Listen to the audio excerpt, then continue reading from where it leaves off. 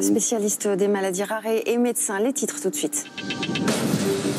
Le nombre de malades atteints du coronavirus chinois est désormais de 57 cas en France. Nous passons au stade 2 sur 3 du niveau d'alerte, annonce le ministre de la Santé. C'est-à-dire que le virus circule sur le territoire, précise Olivier Véran. Le gouvernement mobilisé aujourd'hui autour d'Emmanuel Macron avec 2 réunions ce matin, un conseil de défense puis un conseil des ministres exceptionnel. Au niveau mondial, l'épidémie ralentit en Chine mais augmente en Corée du Sud, désormais pays le plus touché par cette maladie avec plus de 2300 cas recensés. Roman Polanski, récompensé au César, il reçoit la statuette du meilleur réalisateur pour son film J'accuse, malgré la polémique. L'actrice Adèle Hélène a quitté la salle en criant « C'est la honte », l'un des moments forts de cette cérémonie.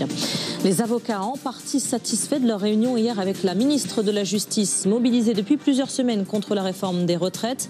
On attendait des réponses immédiates, mais c'est un pas quand même, réagit ce matin sur France Info la présidente du Conseil national des barreaux, Christiane Ferral-Schul. Carles Puigdemont réunit aujourd'hui des dizaines de milliers de partisans à Perpignan. Premier déplacement en terre catalane pour l'ancien président de la région espagnole depuis son exil il y a 3 ans. Un départ pour échapper à des poursuites judiciaires. 16 départements placés en vigilance orange au vent violent. Météo France évoque des rafales allant jusqu'à 100 à 110 km/h à partir de la mi-journée. Un axe allant de Lyon jusqu'en Moselle en ajoutant l'Île-de-France. France Info. Et tout est plus clair.